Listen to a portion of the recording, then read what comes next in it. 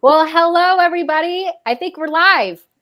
I think we're doing this. Yay! So I'm Nicole Curtis with She Rises Studios Publishing, and I am here with all these incredible ladies that have wrote in the book Inspire Her.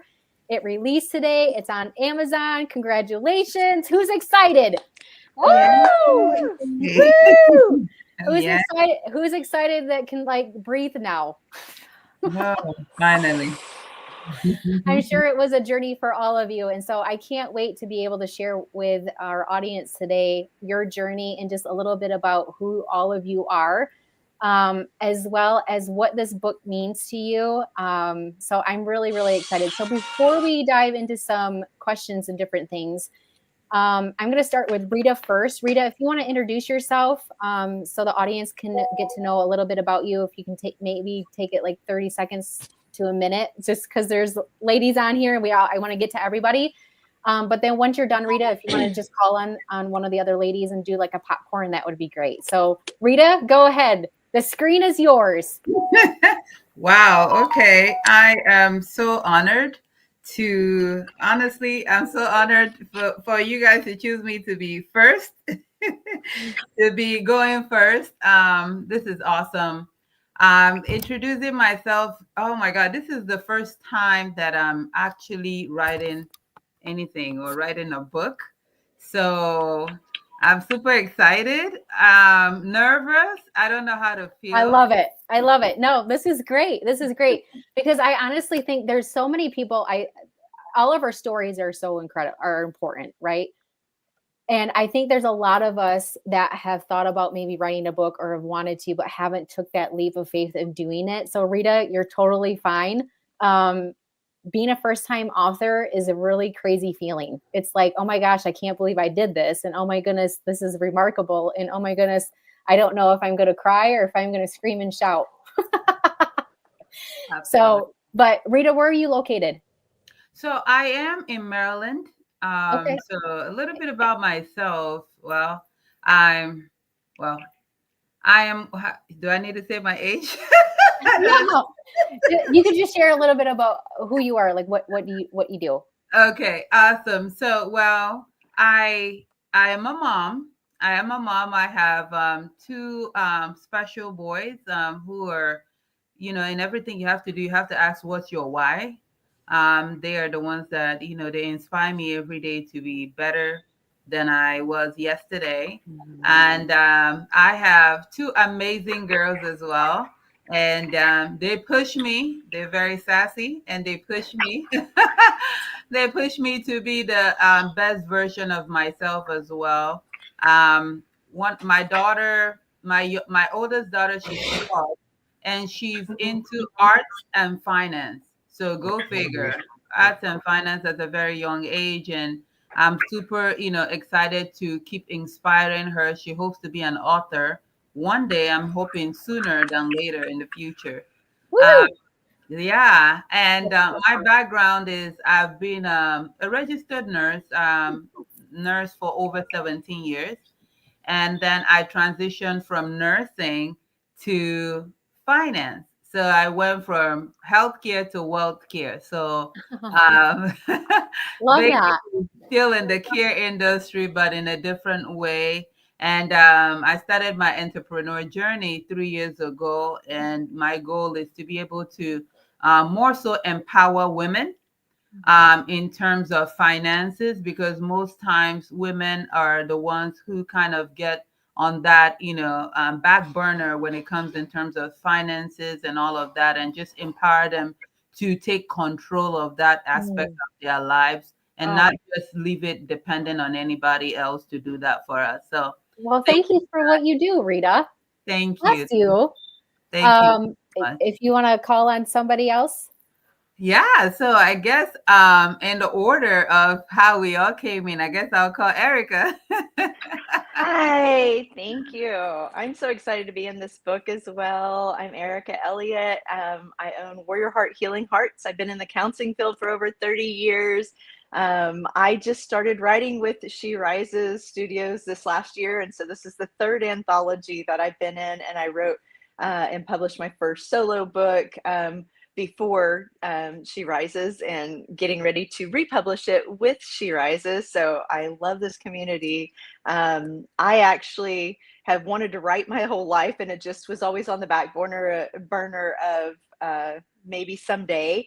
And I would write for a healing more than it was for me putting it out to the world. Sometimes I'd write poems and give them to people and different things like that, but not necessarily writing to publish. And so being a part of the She Rises studio was just life-changing for me, because I had a brain injury a few years ago, along with a health crash where I had adrenal fatigue and all those kinds of things. So I'm like, okay, God, now you pick for me to write.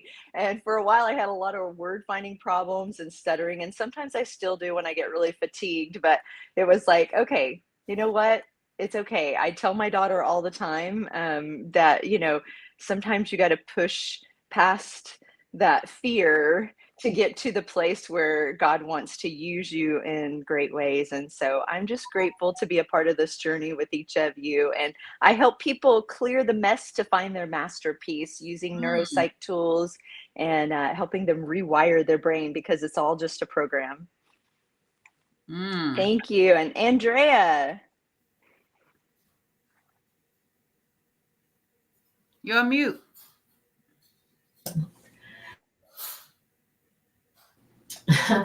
I am so glad to be a part of this with you ladies. You have, I've read some of your stories and it's transforming me, and I haven't read the whole book yet, but I've read some of your stories. I'm Andrea Russell, and I've always wanted to be a part of, to write a book actually. And the thing is, I was always afraid to do it, to be honest, because it's like, what in the world am I going to write about? And then Hannah reached out to me, and to make the story short, when she reached out at first, I thought she was a scammer, to be honest. And so I didn't respond to her at all. And then she kept reaching out, and I'm like, okay, she's probably not a scammer. And then so I finally reached out, and she says, why me? And she says, well, I check you out. I do vet my people first. And I'm like, okay, so she's not a scammer. And so I decided to write the book, and I can tell you that just by writing that one chapter, that has changed so much for me, simply because, I'm about to get teary eyes even talking about it, but during the writing, sometimes you have things in the back of your mind that has happened to you in your life, and you think that you have overcome them because you are at this age, and it happened like when you were like 15 years old. But then you realize, as you begin to write, you were suppressing the pain.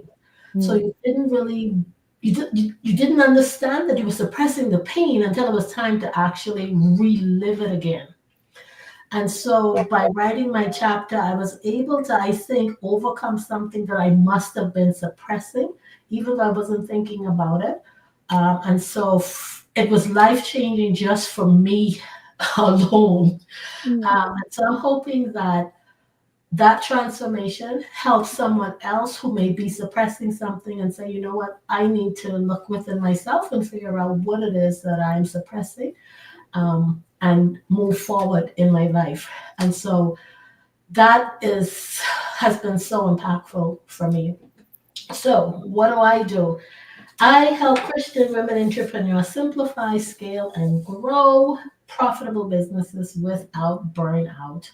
And my ministry, honestly, through being a business owner and coaching women, I think my ministry has been a lot of building relationships with women, and it's more than just business. When we get to talking about things that impact our lives, and then once I get someone who's a Christian who's talking about the Lord, well, that's a whole different story. Okay, but thank you for having me, and I am so glad to be a part of this journey with all of you.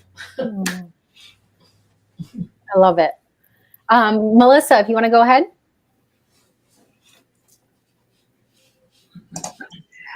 Hello, ladies. I'm excited to be here today, too. So I am a clinical social worker and a therapist in private practice. And in my private practice, I work primarily with trauma survivors and people dealing with anxiety and depression. Um, that is my jam. I love it. I love the work that I do. And I shifted into, I also have a coaching business where I focus on female entrepreneurs and really just helping them align their personal lives and their business to one that is, really defining success on their own terms. I think a lot of women go into business and don't have a lot of the support that they need. And we have all of these, this conditioning that happens with what it's supposed to look like as a business owner, and really kind of deconstructing that and like focusing on what they want their life to look like and how they're going to feel empowered, and aligning their physical, mental, and spiritual wellness through all of that. And how I do that in both practices is I incorporate, of course, my clinical training, as well as my training in integrative modalities. And I'm also a yoga instructor. And so I kind of pull all of those pieces together and focus on a really holistic body, mind, and spirit approach to wellness and joy, really. My chapter, I agree with some of the things, that others have said, and, Andrea as well, that this is a really cathartic process. And I hope that through my sharing of my personal experiences, it was really challenging, just because, especially as a clinician, we're very much trained to be, some of the boundaries that we're taught, I guess, is that we don't disclose our own personal lives. We don't share about that. But I think in the right context, right? Our stories are powerful, and we connect to other people who make us feel seen. And so I hope that through me sharing my story, other people or people who have loved ones who are going through similar things as what I went through. I've got my own challenging history as well that I overcame, and thriving in my own life now, and I love life and all the things, but there was a lot of shifting that had to happen in order for that to be the case. And so I'm just really hoping that I can help show people, that have a trauma history or have had difficult things happen in their lives, that they get to write their story, that they really get to do what it is that they want to do with their lives, regardless of maybe what they thought, those limiting beliefs around what was possible that they may have had before. So, just hope to help inspire others and be an example of what's possible if you really just kind of dig in and you're willing to take the journey. I love that. I love that. Well, welcome, Lindsay. Hi, ladies. Thank you so much for being here with me. I honor each and every one of you through your journey and your path here.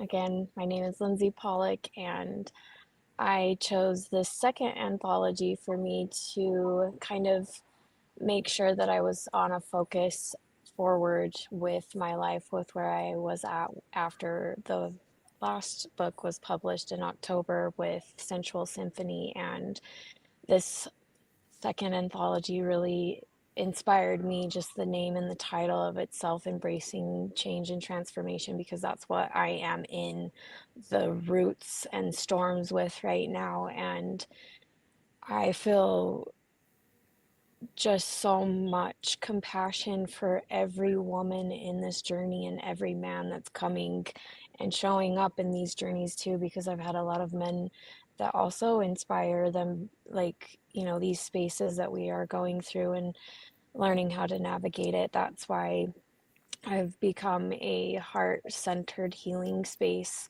and that's like part of what I'm doing to create a business form from all the things that I've done in healing myself and going through all of the motions, and really wanting to make this huge movement for myself and to help be there and support and help others. And this space and writing and having faith in all things in such a beautiful opening space versus just feeling like I have to have it here. Like, I am ready to open and have things be allowed for me, as well as all of the women in this book. I've read some of the things here and there, kind of bouncing through everything, and everything that you ladies shared, even I'm like, I've been there, and I hear you, I see you, I feel you, I know you. So thank you. Oh, I love it. Well, thank you, Lindsay. And thank you all for sharing a little bit about who you are. If you have just joined us, these incredible ladies, the book releases today. It's Inspire Her, Embracing Change and Transformation.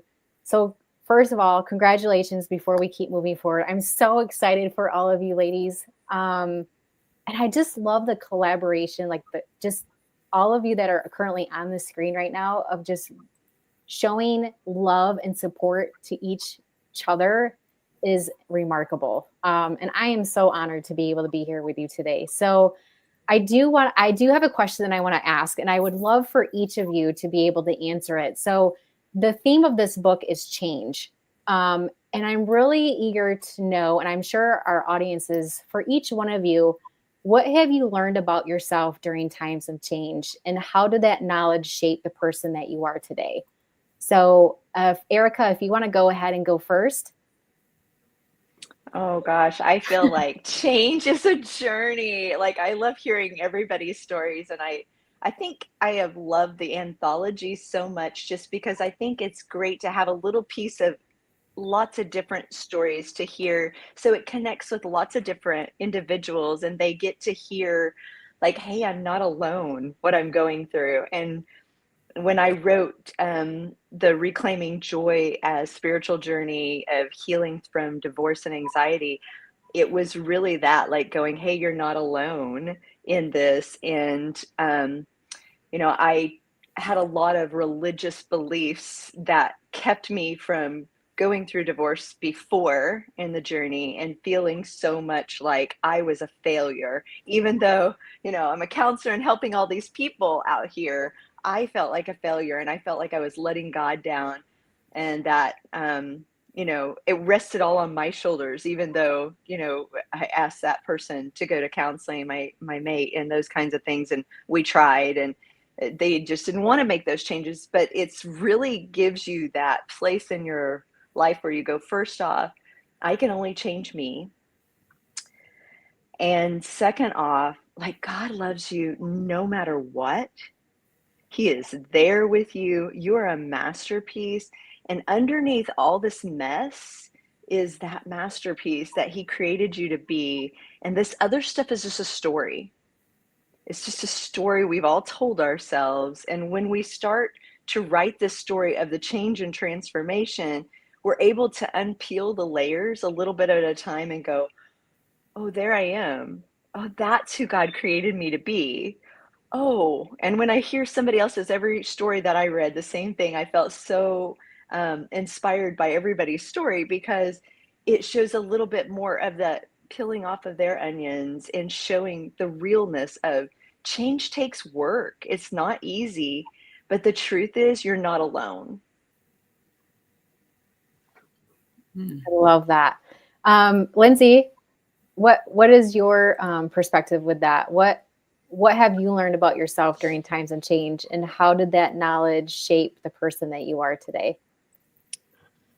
Awareness is a big thing when you step into facing change, and what that is within you first and foremost.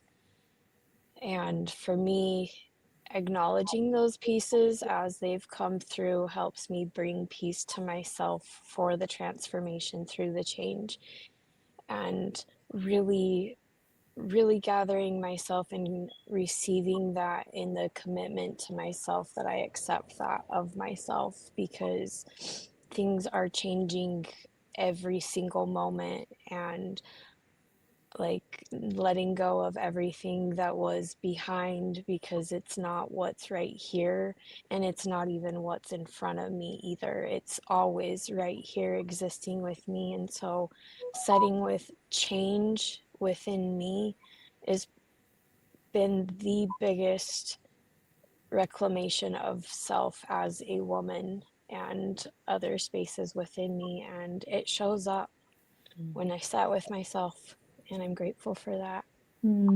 That's so beautiful. I love that. Anybody else ready to answer? Want to take over with it? Yeah, go ahead.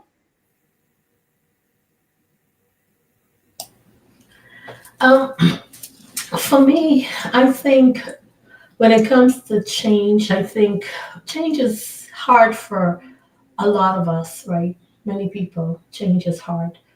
But for me, when I realized that my past does not define who I am today, and when I realized that change for me can only come through my relationship with the Lord, right? When I trust in Him and I fully embrace who He say that I am as a person, then I realized that that change can happen because He's changing me. I can't change myself. And so everything that I've experienced through my experiences and also through writing this book, where I am today is as a result of the change that He has done within my life. Without Him, I could not do it. I can't do it on my own. And I'm changing constantly every day because of His Holy Spirit in me. And so that is where that's my take on the change right now. Well, thank you for sharing. Rita, Melissa, do you want to chime in? Sure. Wow, you guys really, there's so much I could take away. I mean, Lindsay, you're very ethereal and very, the way you kind of like process it. I love that, change is personal, is a personal journey that we all have to go through within ourselves. And thank you, Erica, for sharing, that God can take a mess and make it a message. That's very wonderful. And it's so interesting that we're talking about change. And, Sunday's gospel was all about change as well. And talking about the situation with Jacob and how Jacob was running from God, and God stopped him and said, "Hey, listen, I'm actually going to take your mess and turn it into a blessing, because you're now going to change your name. So I'm going to change your name to become Israel." And look at Israel. Israel is like, blessed, children of God. So for me, I feel that change is something that all of us, is every moment in our lives is always going to be a change that is always going to happen. And I would also say change is giving yourself grace. I think that a lot of times we don't really give ourselves grace. Give yourself grace about whatever it is that you're going through right now, because guess what? The test is going to turn into a testimony, and give yourself grace to embrace the change and the transformation that comes with every test that you're currently going through. So that's what, change means to me. Lindsay, or Rita, excuse me, you gave me goosebumps. I love that. Ah, so much passion. Melissa? Yeah, so many good things. Definitely getting the feels today. I think some things that I learned through my own change process was, kind of like I said earlier, that there was power, not only power in my story, but that by hiding from my story or pulling the curtains over it really just left me in the dark, right? I mean, and I essentially was giving my power away to my story, and really realizing through my own process that this life is mine to design and co-create with my higher power, and that I get to pull back those curtains and I get to own it and lean into it and embrace it as just being part of the process. Because everything that we go through, and it sounds very cliche, but everything we go through really truly does make us who we are because of what we learn, and choosing to learn what we need to through that process is really where the power is. And we talk about change, and change really is inevitable. I mean, we're all literally changing as we sit here and talk to each other right now. And really the question becomes, what kind of change do you want to see? Right? Like, what kind of change do you want to see happen in the next moment, in the next year, in the next decade? And then just embracing that, and really just knowing my own power and strength, and my ability to do that. And to grow from it, and know that my story doesn't define me. It's just part of who I am and how I got here. So. Yeah. Well, thank you, Melissa. Hello, Nicole. How are you today? Hello, I'm really good. Thank you for facilitating today. Sorry, I was a bit had No, some it's okay. technological issues. Yeah. No, tech, it's a love-hate relationship. If you want to go ahead and introduce yourself and just share a little bit about who you are and what you do. But the question that I asked is the theme of the book is change.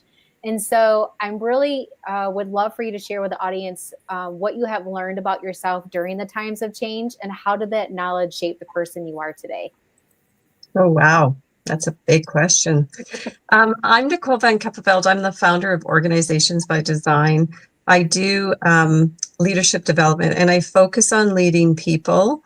I also do women-centered coaching, and my most recent transformational program is a women's leadership program that just finished up in February. We're running another cohort starting on March 20th. So I'm super passionate about supporting women in leadership. I think that there's been a number of barriers, not just external ones, but what I've learned is some internal barriers that collectively we kind of have run into. And so I'm really passionate about helping women to just move through that and unleash their power. Can you give me the question one more time? I know it was a Sure. heavy one. No worries. What have you learned about yourself during times of change, and how did that knowledge shape the person you are today? Yeah, I mean, I agree with, what I've been listening into with the other speakers. Like, we are constantly evolving. And if we're not, we just kind of get stuck. And if we're not learning the lessons or using the gifts that we've been given to serve other people, then, we just get stagnant and stuck. And so that ability to be able to constantly be hearing those messages and that ability to be able to have those conversations with myself and say, like, what am I meant to do with this? Like, what is the lesson that this is teaching me? And I'm a huge believer that people come into my life to teach me lessons that I need to learn.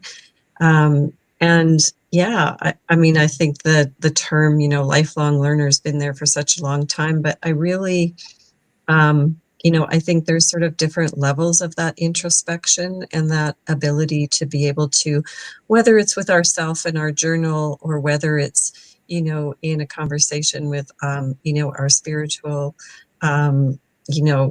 guide, or whether it's with a coach or, I think that ability to constantly be self-reflecting.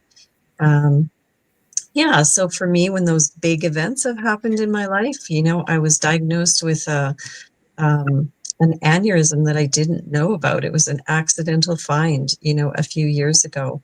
I was having some jaw issues, and and they did a CAT scan and they found this aneurysm in my brain that nobody knew about. It was asymptomatic, and I was very lucky to have some great medical care. But that was a really very interesting time, right? That Christmas, while I was sitting by the tree and writing letters to, my daughters and, the gems in my collection, and being like, I mean, if that thing blows, I could be gone instantly, right? If it blows, I could make it to the hospital and there might be, some really significant impairments that I might have. And so, yeah, just those, but there's little moments every day too, not just big moments like that. And so it's just being in that state of mind to be open to, and to be, like, what am I supposed to do with this? What am I supposed to learn from this? That's all I got. No, I love it. Thanks, Nicole. So with my next question, I'm just going to say it, and then whoever feels called or wants to answer it, I just kind of wanted to do like more of an open type conversation. So in addition to each of your personal stories, InspireHer offers readers practical strategies for navigating change. Can you share one piece of advice or a strategy that you've used or found helpful when facing a major life transition? So whoever wants to go ahead and. If I can answer that. Yeah, sure.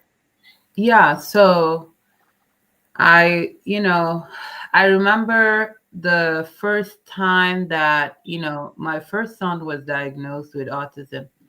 Um, I was, young girl, had my little daughter who was still a toddler. My baby, she was still one. And then I had my son who was, baby.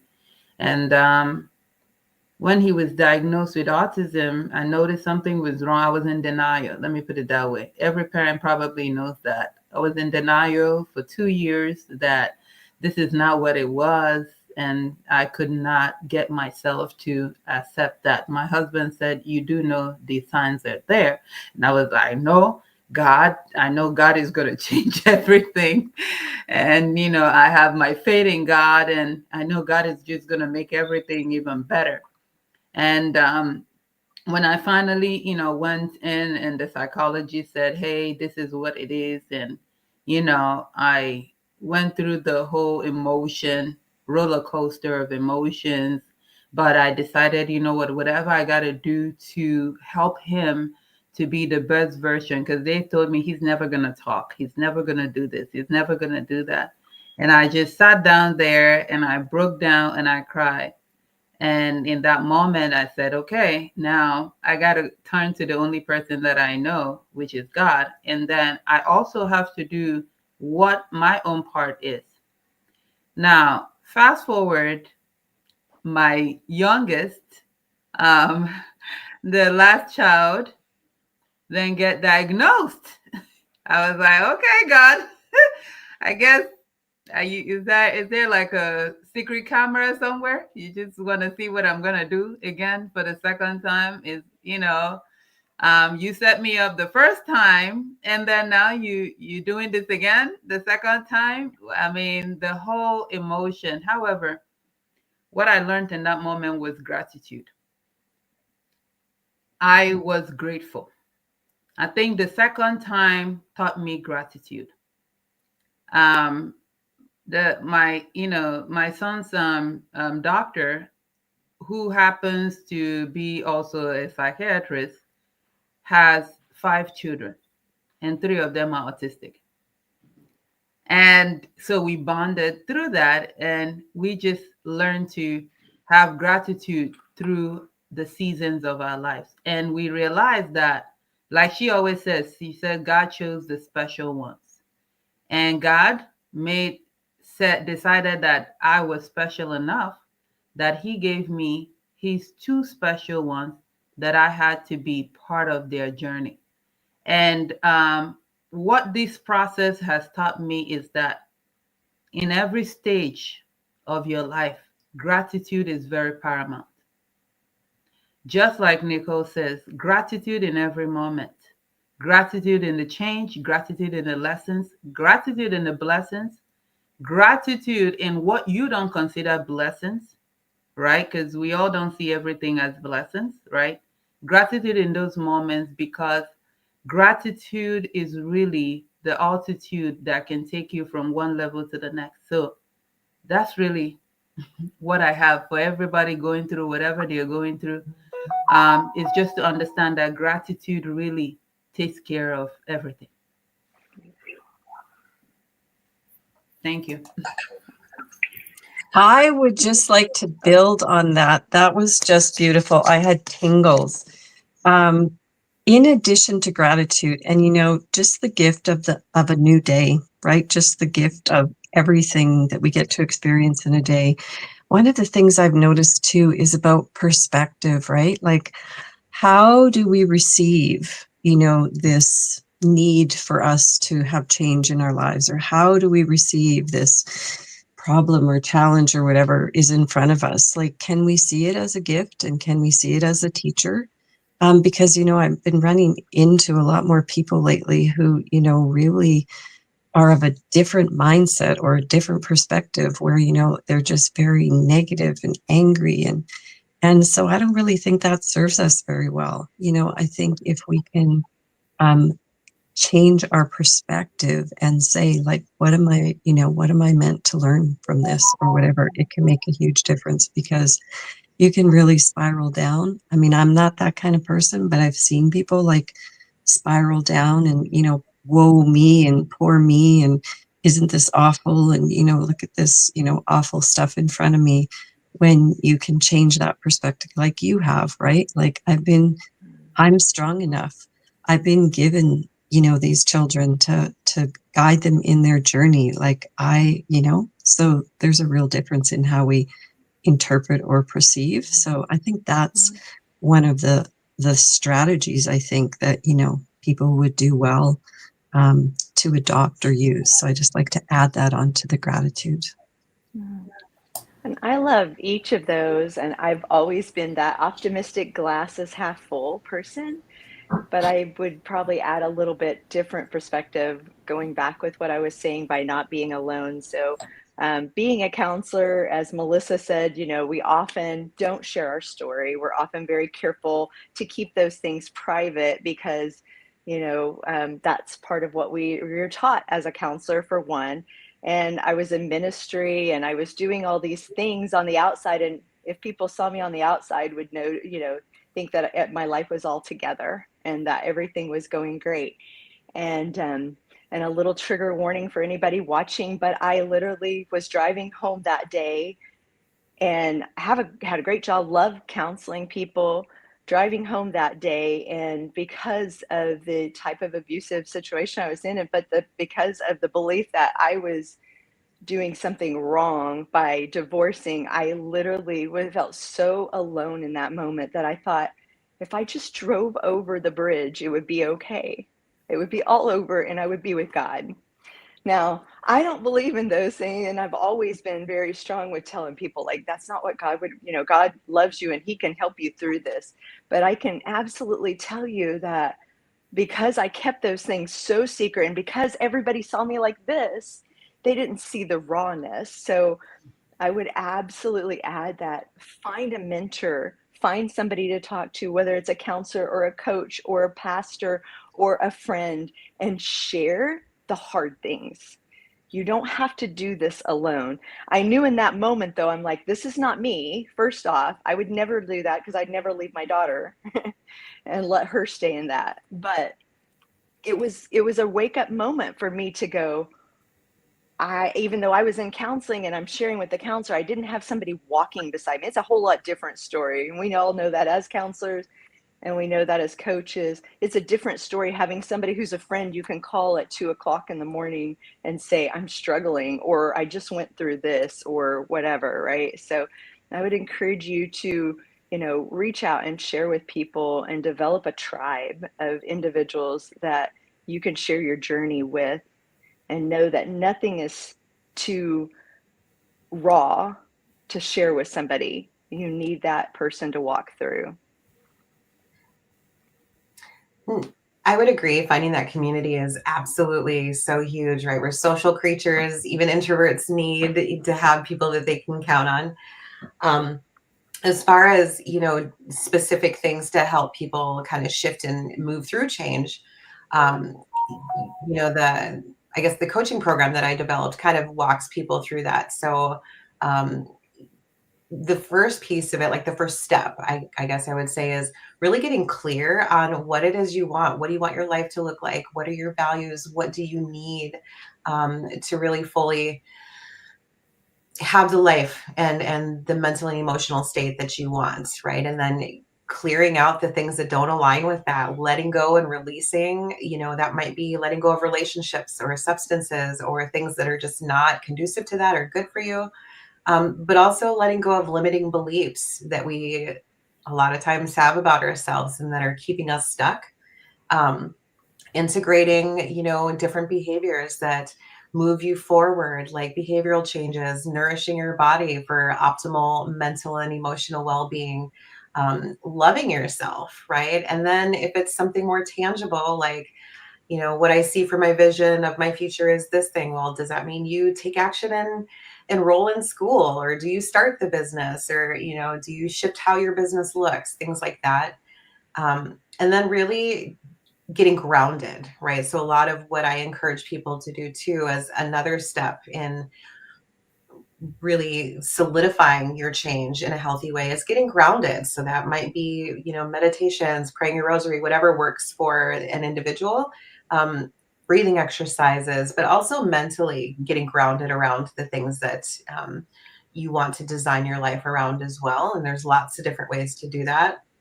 And then nurturing all of those new things that you have implemented in your life, holding firm on some boundaries. Maybe sometimes you have to nurture those things as well, because I always tell people, identifying the boundaries is one thing, setting the boundaries is another, but holding the boundary is another thing. And that sometimes isn't even just with other people or around your workspace. Sometimes that's with you. What is your boundary? What are you willing to tolerate? What do you want for yourself? Are you holding yourself accountable? And then elevating from there, right? So all of those other steps are really just about moving forward and getting out of your stuck space and moving into that creative space of designing your life, right? I know I keep saying designing your life, but I just love how that feels, because we really do get to design our lives. But then, what's your next step, right? Dream big. What do you want to do next? What kind of experiences do you want to have? And rinse, repeat. Sometimes we have to go through some of those steps again. And sometimes that involves the help of another person, right? Maybe it's reading a self-help book or getting a coach or getting the therapist, sometimes all of the above. Ideally, we have multiple resources that we're tapping into, because that's sometimes, the greatest catalyst. But really, those are the steps that I think are important for people to walk through, is really getting clear, taking aligned action with that clarity, and getting grounded in those things, and then nurturing that progress and those goals. I'm gonna go off on from that one because I love that. And when I think about grounding, as I'm sitting outside, all of this is coming through, the trees are blossoming, and honoring yourself in the seasons that come through wherever you're at. And like Mother Nature speaks that so clear to us, for us, like whether it be in the element of just breathing the air in after a rainstorm, or the flowers from fresh, like blossoming, the sounds of the birds around, like really getting out there. My grandmother used to say, be with someone for 4 seasons, because they'll change through those seasons. And after I'm going to choose the word survived through a 13-year relationship with my children's father, I chose to date myself, be with myself, change with myself through 4 seasons to fill what I needed, because I got pregnant at 6 and had her at 16, and she's been my guardian angel, and we didn't carry through 3 miscarriages, and then had a beautiful rainbow boy. And I am given things every single moment to set with myself in every seasonal change, and that's what I've been honoring my entire life. Sometimes I get a little pulled or a little pushed to see where I'm at with God, and it always comes back to my heart of hearts that I'm going to honor my seasons for what they are, whether there are those people that are not there at 3 a.m. in the morning. Like, I still have me, I still have him, but still continuing to have my energy call in authentic, genuine connections that are going to help me through those spaces, because it is important to not internalize everything on your own in this space, and really request help from others. And even if they say no, that's allowed to. It's not rejection for you, it's just a protection of your space and their space, where it doesn't create resentment. There's just a space of, I'm here for you, even if that's just, I'm going to listen to you in silence. So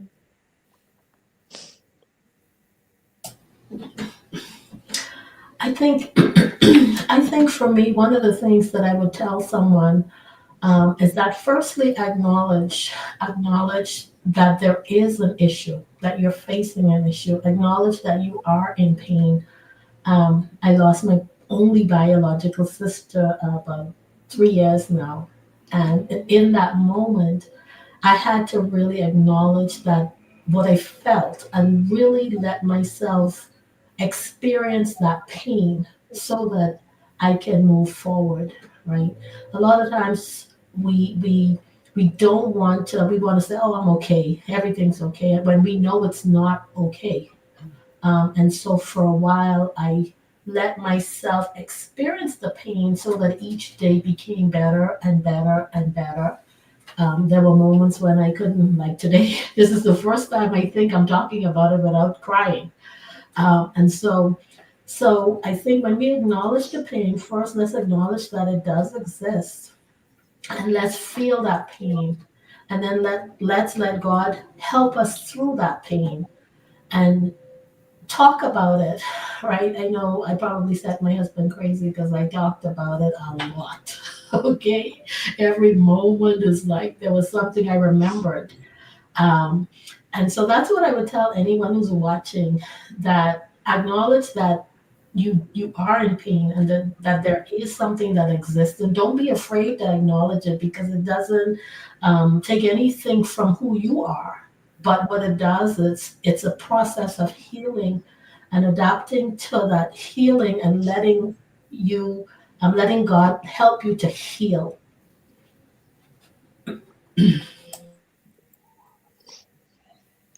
Wow, you ladies are incredible. I've had goosebumps for like the last 15, 20 minutes.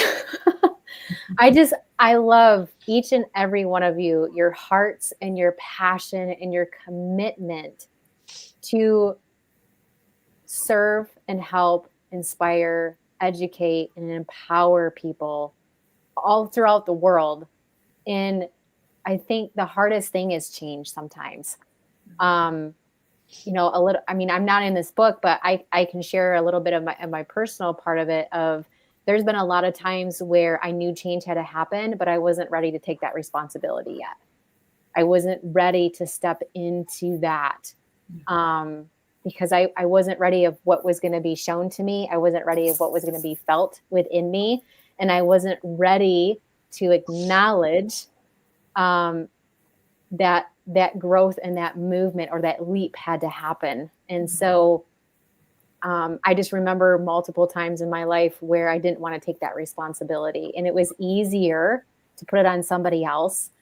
And in that moment, it was easier to not give myself permission, but to have other people give me permission of how I needed to be and act and what I needed to do and how I needed to do it, because it was easier. But realistically, it's not. But I just want to say thank you to each and every one of you ladies for being here today. If you're just joining us, or if you're going to catch the replay, these beautiful ladies right here, as well as some others, have co-authored in the book InspireHer. It's an anthology book. It released today. It's out. Congratulations. I cannot wait to get my hands on this book, especially with what each one of you shared. Your chapters are going to be so powerful. And I want to leave today with this. Each one of you is going to change someone's life with this book. It might be Lindsay's chapter. It might be Rita's chapter. It might be all of your chapters. But the power of community and the power of this anthology of all of you ladies coming together and being vulnerable and sharing a piece of your soul and your heart and your mind, and coming together and providing information and just being authentic with who you are and your journey and where you're going. I applaud you. I thank you on behalf of She Rises Studios Publishing. Thank you for being part of this book. Bless all of you. And before we wrap up here, does anybody have any closing statement or anything that they want to say before we end? So much love to Yeah, each and every I feel person it. I who reads feel it. it. Just so much love. I feel it. You ladies are so connected, and I just feel that.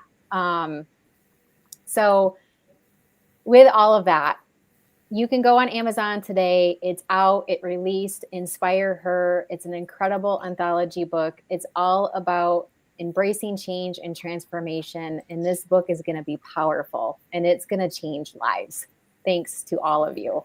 So with that, I hope everybody that's listening or catching the replay have a great rest of your day. And until next time, we'll see you later. Bye, everybody. Bye.